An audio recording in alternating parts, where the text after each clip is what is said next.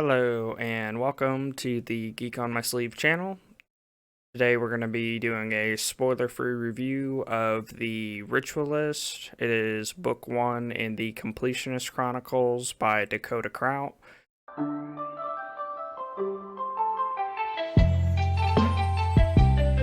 Kind of going to take this on a two-prong approach. One is going to be from the viewpoint of you have read Dakota Krout's other series, the Divine Dungeon series. There's a lot of Easter eggs, and it just makes it even better feels. And then we're going to take it from the other approach where it is a good standalone. Yeah. So even if you didn't read the Divine Dungeon series, why it is still an amazing book as a standalone. First off, if you're coming from the Divine Dungeon series, Easter eggs out the wazoo, and it's just developmental. And from the Divine Dungeon 4 and 5, it's a continuation because it pretty much says, hey, this is going to happen, and now we're watching it actually happen. So that's very exciting. And then from the other side, for a standalone, I would say it does amazing. It is relatable to gamers, but at the same time, I need to pull up the quote and I might add it in here. Tomatoes. The way he explains everything and how the stats apply and takes it from a video game aspect to a real world, something anybody could understand. He does a very good job there. He thought about the stats in a way appropriate for a non-gamer. Tomatoes. Why tomatoes? Think of it like this. Strength was how hard you could throw a tomato. Dexterity was how fast you could get to a tomato and allowed you to slice the fruit without hurting yourself. Constitution let you eat rotten tomatoes without getting sick. Intelligence let you know that a tomato was a fruit, while wisdom let you know not to put it in a fruit salad. Charisma allowed you to sell a tomato-based fruit salad. Perception let you spot tomatoes among strawberries. Luck was your likelihood of finding a tomato in a place that only grew potatoes. Karmic luck? No idea how it related, but it sounded dangerous. Let me jump in a little bit because obviously both of us are gamers, right? So we have that background. But I remember watching an interview with him where he tries to make that barrier entry lower. That way non-gamers can read it. And like you said, that tomato quote where he goes through and breaks down what each of the stats means really helps you connect with, like real world terms, right? And the same thing with being able to read it as a standalone. The Completionist Chronicles is a true lit RPG where it's in a video game realm, and much more so than the Divine Dungeon, where it's still lit RPG, but it's kind of more along the fantasy realm. There's a lot of mechanics that could be video game-esque in Divine Dungeon, but it's not truly reliant on the video game mechanics that lit RPGs typically follow. That being said, bringing it back on point, you can start book 1 of the Completionist Chronicles, the Ritualist, without any other exposure to video games, without any other exposure to Dakota Krout. You can start here. That being said, if you have a video game background and you have been exposed to the Divine Dungeon series, you get that much more from this series. Easter eggs, the lore, mechanics, all that good fun stuff. But if you don't have that, it's still a lot of laughs. It's still a lot of Dakota Krout's humor and bad puns. A lot of good stuff. We like to go through and re-listen to these books several times before we do a Geek Out live stream.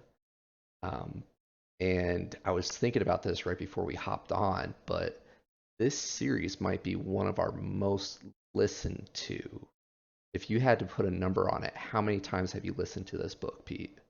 Upwards of like 30, but it's the timing is different too, and that's where it's a little weird because as you're going throughout each book in the series, it seems kind of slow or compressed because I want to say by the end of the first book, we're only like level 5, which in the grand scheme of things or in video games, that's nothing.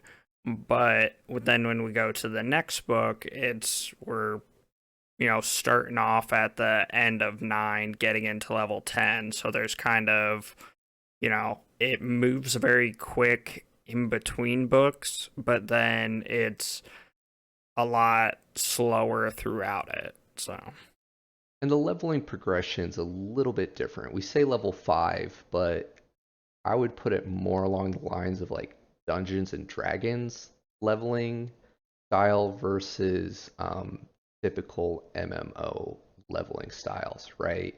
Because in Dungeons and Dragons, I'm not as diehard fan as some of our fellow book dragons, but you get a lot more stat progression each level, right?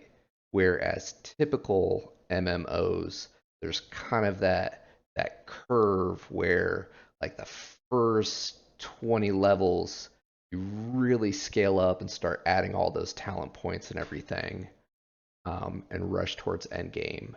yeah, I was going to say as soon as a game comes out, people have hit cap within, 24, 48 hours, and it's all about the end game content. Yeah, there's those diehards, and again, if you're a video gamer, you get to see some of that culture in the characters that all play this game, right? Because there's different sorts of hardware that you can use to play, and we need to get into the synopsis for it to make more sense. But there's like the typical keyboard mouse setup, and then there is the full immersion like our boy Joe.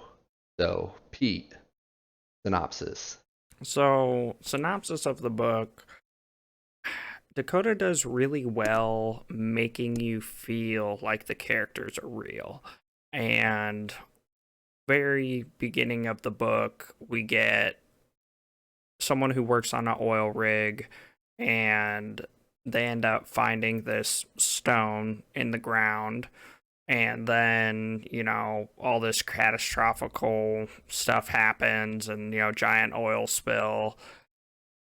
He ends up trying to research it, which creates our game that we know, and then our main character is a paramedic, and you really feel like he's a paramedic and he wants to help people. He gets his helicopter shot down, and now he's a quadriplegic, can't move, can't do any of this. And this was one of the weird points for me because instead of it, I didn't feel as if they really dove deep into the technological side of how the immersion works, but he did well with explaining it because in the very intro they're talking about an MMORPG, and the guy's like, what the hell is that?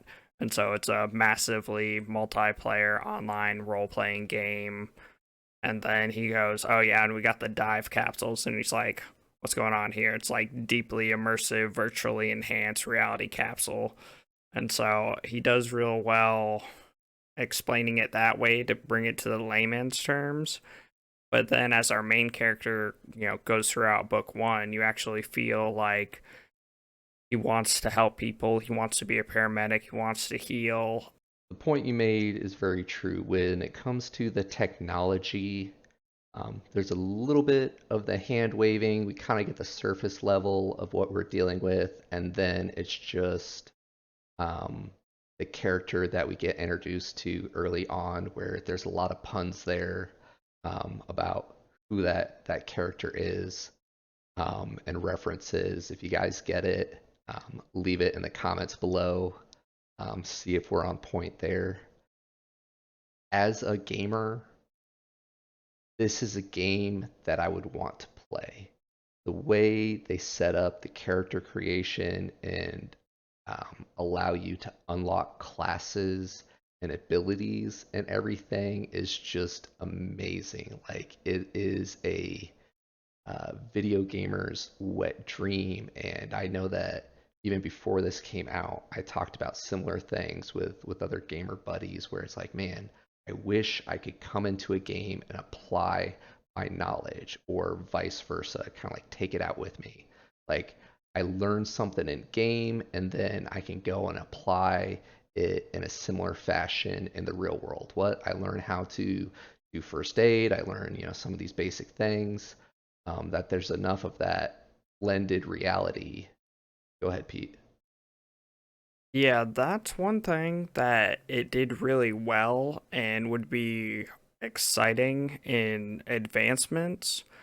And it kind of goes both ways, where, like, if they had prior knowledge, and I think the best example was, oh, there's a 5-star cook in real life who already has their cooking skill up to journeyman, and it's like, okay, you have real world applications that then can be applied, and something that was like kind of glanced over, not really emphasized for me throughout it, was that if you show your knowledge, you'll get the skill, but at the same time, trying new things, you can unlock stuff. Like, everybody knows how to jump, but, the game doesn't know you know how to jump. So you've kind of got to, it's kind of like following a set path, but at the same time, doing things in a different way to unlock and discover more. It's a lot of fun. The book is a lot of fun. The game itself is a lot of fun. We're big fans of Dakota Krout, his humor, his puns, um, all the fun little Easter eggs. Feels like an extension of the Divine Dungeon. Um, yeah, just so much good stuff there. And that's something I failed to mention.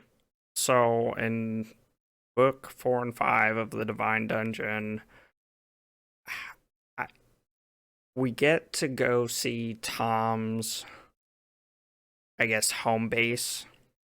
Trying to be vague here, and I wanted more.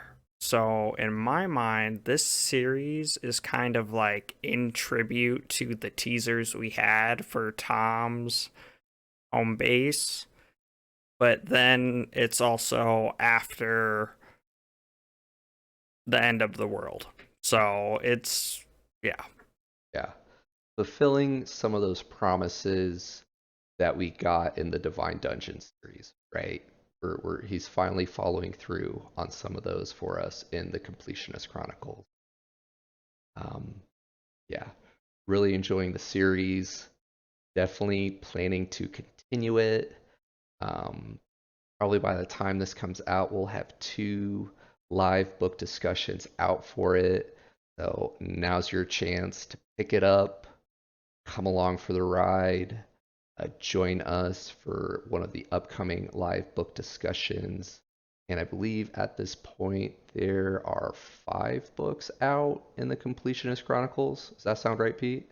Yeah, Ruthless is number 5, just came out. No spoilers on that. We're talking about the Ritualist right now. And if you guys want to talk about Ruthless with us, we're going to get to it eventually.